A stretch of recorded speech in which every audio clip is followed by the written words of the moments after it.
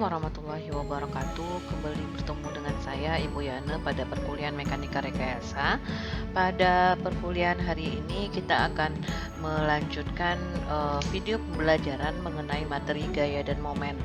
Pada pertemuan sebelumnya, pada video yang sebelumnya, kita sudah menjelaskan tentang konsep dasar mekanika rekayasa atau mekanika struktur, dan kali ini kita akan lanjutkan dengan gaya dan momen.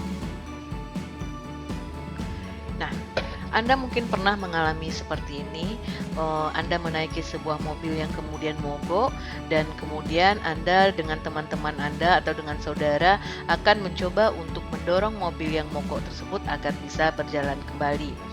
Atau sebaliknya, mungkin Anda pernah bermain dengan teman-teman sewaktu kecil, ada mendorong sebuah box yang didorong, yang bergerak, kemudian Anda hentikan dengan tangan Anda sehingga box yang bergerak tersebut akan menjadi berhenti.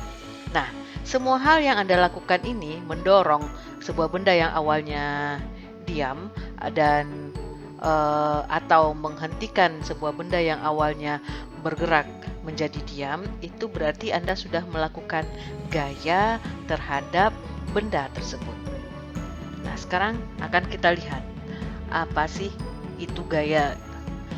Gaya itu ialah suatu kekuatan yang menyebabkan bergeraknya suatu benda yang awalnya bergerak, yang semula dalam keadaan diam. Jadi dia bergerak kalau awalnya diam, atau sebaliknya suatu kekuatan yang menyebabkan diamnya suatu benda yang semula dalam kondisi bergerak. Jadi itu semua yang Anda lakukan itu berarti Anda melakukan gaya. Nah, prinsip dari gaya itu apa? Gaya ini dapat dinyatakan sebagai sebuah vektor yang memiliki titik tangkap, besaran, dan arah. Nah, titik tangkap itu merupakan posisi atau tempat di mana vektor bekerja. Jadi misalkan ini adalah sebuah benda, benda ini dia memiliki sebuah titik tangkap. Misalnya titik tangkapnya adalah di titik A. Nah, maka bekerja gaya pada titik ini. Gayanya adalah sebesar P. Jadi memiliki besaran. Dan gaya ini juga memiliki arah. Dalam hal ini panahnya menunjukkan ke kanan, berarti arah gayanya adalah ke kanan. Atau kemudian kalau dia panahnya arahnya ke kiri, berarti gayanya adalah arahnya ke kiri. Nah, itu adalah konsep dasar dari gaya. Nah, titik tangkap merupakan posisi atau tempat di mana vektor bekerja, sedangkan besaran itu dinyatakan dengan panjang garis yang digambar dengan skala tertentu, dan arahnya merupakan sudut yang dibentuk oleh vektor terhadap titik tangkapnya. Nah, besaran gaya ini nilainya bervariasi. Kalau Anda ingin menghitung gaya secara grafis, maka gaya itu dapat digambarkan atau dilukis dengan menggunakan skala gaya. Misalnya 1 cm pada gambar ini itu menunjukkan nilainya 1 kN. Maka kalau panjangnya adalah 2 cm, maka berarti nilainya adalah 2 kN. Nah, gaya ini juga dapat diuraikan nilainya menjadi komponen X dan Y, dan juga bisa dijumlahkan menjadi resultan gaya.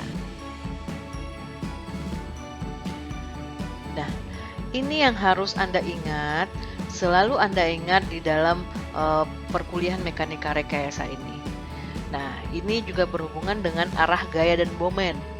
Nah, ini juga mungkin Anda sudah tahu, yang sudah pernah Anda pelajari sebelumnya di fisika atau di perkuliahan matematika, tapi saya akan ulang kembali perjanjian arah gaya dan momen ini. Nah, bisa Anda lihat di sini, yang warna biru itu menunjukkan nilai positif. Nah, yang positif itu mana? Yaitu gaya atau vektor itu dinyatakan positif bila dia mengarah ke kanan, arah panahnya ke kanan, maupun dia ke atas. Nah, sebaliknya, jika arahnya ke bawah atau arahnya ke kiri, maka gaya atau vektor itu nilainya adalah negatif. Dan momen, jika dia bergerak searah dengan jarum jam, jadi Anda ingat kalau jarum jam itu kan putarannya ke kanan ya, maka dia akan dinyatakan positif jika bergerak searah dengan jarum jam. Dan sebaliknya akan bergerak Jika bergerak dia berlawanan arah dengan nilai jarum jam, maka nilainya adalah negatif.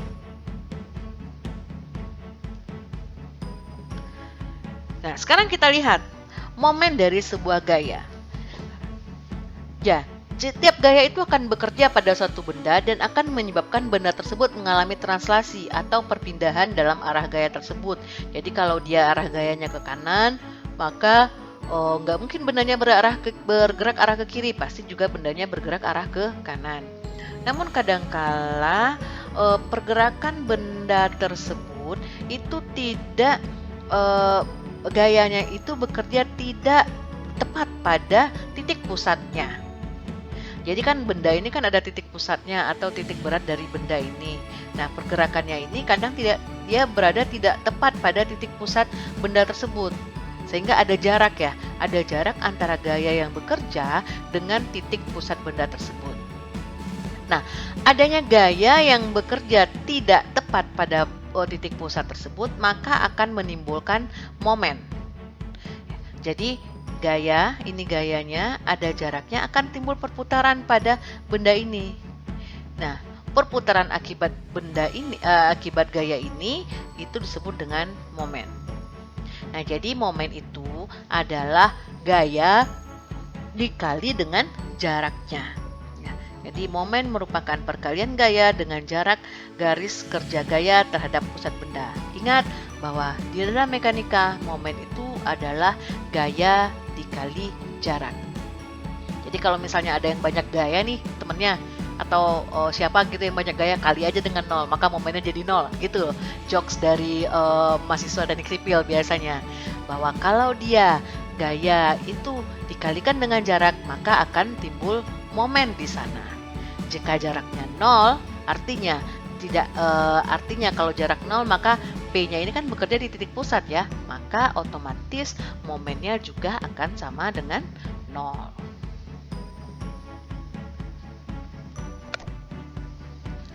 Nah, kita juga nanti akan mengenal hukum dari dua gaya yang sama besar dan sejajar tapi dari arahnya berlawanan ini disebut dengan couple.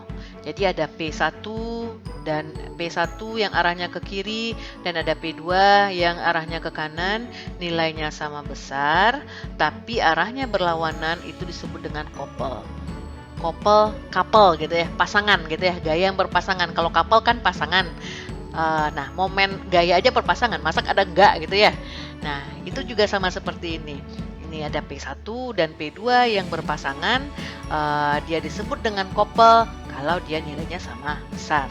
Jadi P1-nya sama dengan P2. Dan momen dari sebuah couple itu adalah M sama dengan P1 kali A atau M sama dengan P2 kali A. Jadi sama ya, P1 dikali A itu nilainya juga M, P2 dikali A sama dengan M.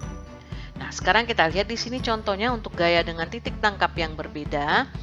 Syarat dari resultan atau rumus dari resultan gaya itu adalah resultan gaya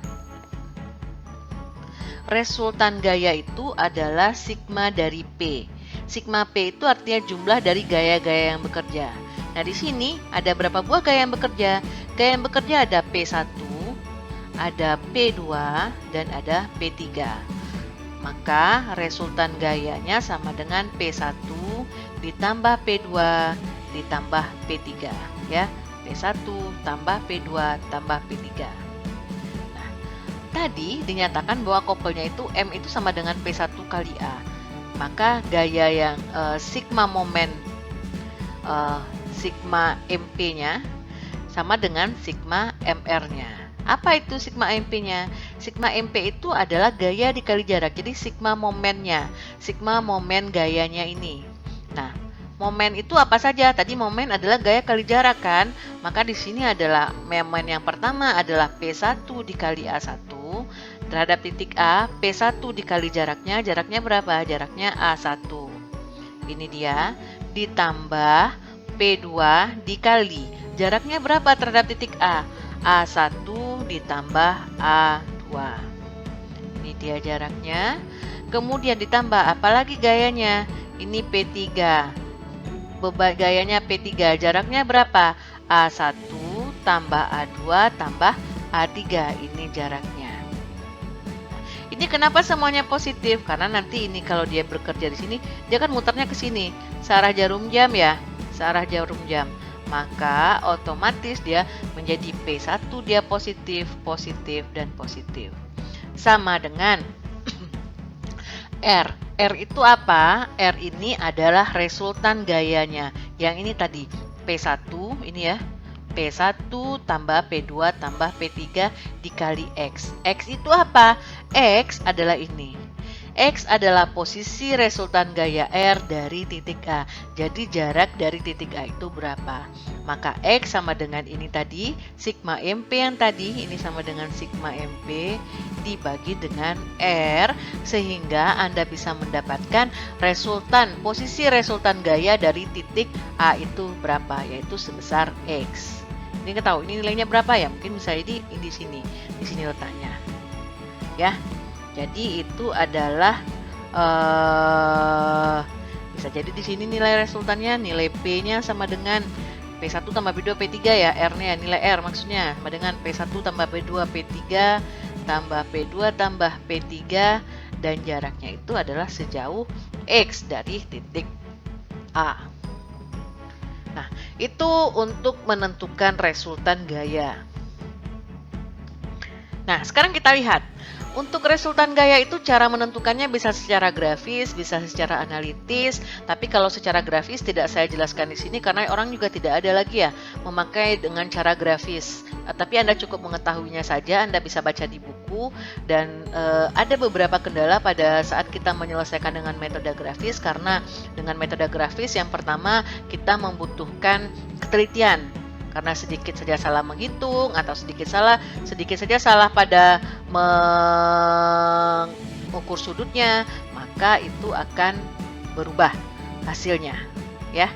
Nah, sekarang kita lihat yang secara analitis. Yang pertama yaitu resultan gaya untuk titik tangkap yang bersekutu, ya. Nah, kita ketahui di sini diketahui ada 3 buah gaya dengan titik tangkap yang bersekutu. Di titik ini ada gaya P1, ada gaya P2, dan ada gaya P3. Sudutnya diketahui di sini antara P1 dan P2 itu adalah 90 derajat dan antara P2 dengan P3 itu adalah 45 derajat. Nah, apa langkah yang pertama?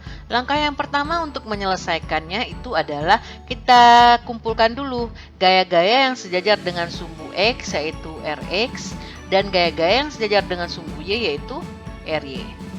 Nah, sekarang Anda lihat apa saja gaya-gaya yang sejajar dengan sumbu X.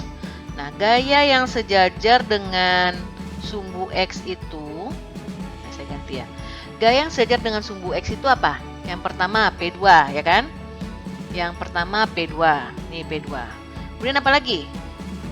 P1 tidak, P1 itu searah dengan sumbu Y. Nah, itu berarti P3 kan? Nah, P3-nya ke sini. Berarti kalau kita transformasikan ke sini ya, di sini ada P3 cos, sudutnya tadi kan 45. Maka Rx-nya di sini ini P2 atau P3X. P3X-nya yang ini, yang P3 cos 45 dan yang P2. Ini karena arahnya ke kanan dan ke kanan, maka nilainya juga plus. Ini dimasukkan nilainya, kita dapatkan nilai Rx-nya. Kemudian Ry. Ry itu apa saja? Ada P1 di sini, P1 dan ini P3Y.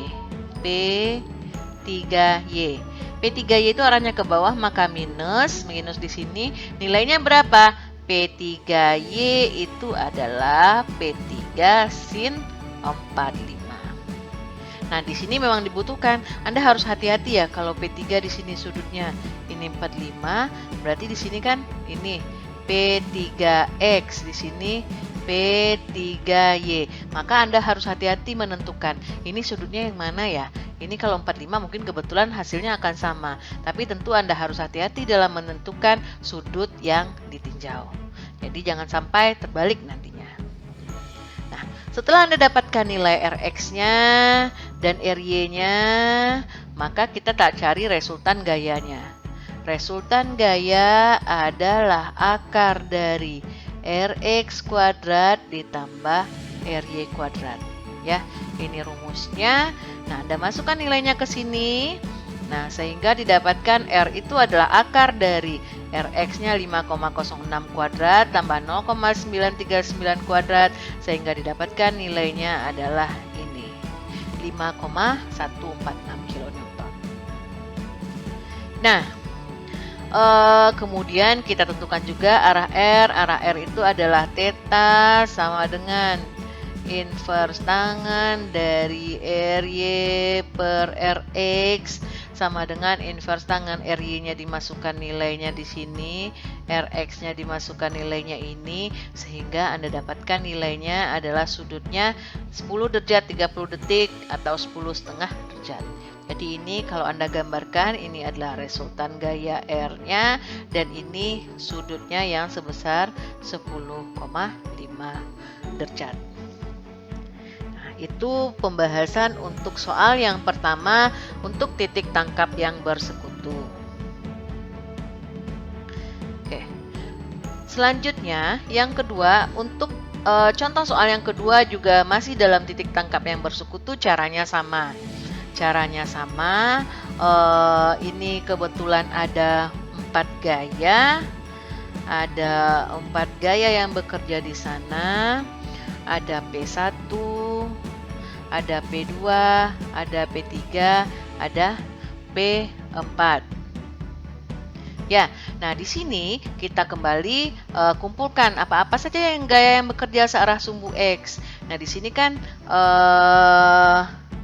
gaya yang bekerja itu, gaya yang searah sumbu X ada P3, ini kan P3 satu yang pertama nih.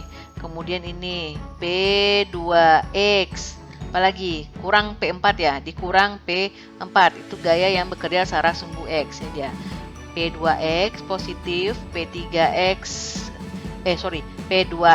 positif, kemudian P3, kemudian dikurang P4. Ini dia, dijumlahkan nilainya sehingga didapatkan nilai Rx. Kemudian nilai Y apa? P1 juga positif,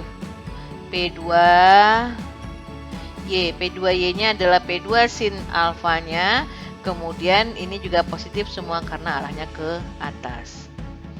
Kemudian setelah didapatkan nilainya, R sama dengan ini, didapatkan inverse tangan Ry per Rx, itu adalah nilai tetanya, sehingga didapatkan nilai tetanya adalah 69,9 derajat. Kalau digambarkan ini sudutnya, ini adalah R, ya R-nya yang sama dengan 4,26 kilonewton, ini sudutnya sekitar 69,9 derajat. Itu contoh soal yang kedua untuk titik tangkap yang bersekutu. Nah, untuk titik tangkap yang berbeda, ini sebenarnya sudah saya jelaskan di soal yang sebelumnya tadi. Nah, kita tinjau. Kita sama-sama meninjau gaya-gaya yang searah dengan sumbu X apa saja, kemudian gaya-gaya yang searah dengan sumbu Y apa saja. Hati-hati dalam menguraikan gayanya, juga hati-hati dalam menentukan arahnya. Nah, makanya harus kita kelompokkan per kondisi dia X atau sejajar dengan sumbu Y. Nah, kemudian kini di sini kita masukkan di sini gaya-gaya yang sejajar dengan X itu adalah, ini jangan lupa diuraikan ya, yang arah dengan X itu adalah ini dia, gaya yang searah dengan X itu adalah P3X, P3X, kemudian P4X, tapi dia negatif karena arahnya ke kiri, didapatkan nilainya ini. Kemudian yang Y jangan lupa arahnya ini negatif juga, min P1 dikurang P2 tambah P3Y arahnya ke atas dikurang P4Y arahnya ke bawah. Setelah didapatkan nilai Rx dan Ry-nya, didapatkan resultan gayanya dengan menggunakan formulasi ini, kita bisa tentukan nilai X-nya. Nilai X itu adalah nilai jarak titik tangkap benda yang bersekutu terhadap titik A-nya. Karena kita menghitung jaraknya ini terhadap titik A-nya. maka mungkin bisa dapat tuh berapa nilai R-nya. R-nya adalah 72,5. 72,5 jaraknya 3,7 meter. Jadi jaraknya itu kalau saya ganti ya dengan warna merah, ini dia 3, ini jarak resultannya X-nya itu adalah 3,7 meter dari titik A. Oke, demikian penjelasan saya tentang materi, metode, momen dan gaya. Saya harapkan Anda bisa memahami penjelasan saya untuk topik kali ini.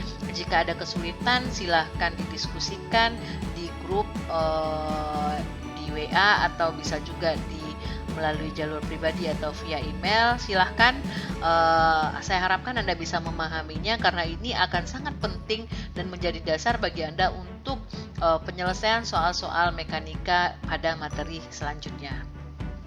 Demikian video kali ini, sampai bertemu di video selanjutnya. Wassalamualaikum warahmatullahi wabarakatuh.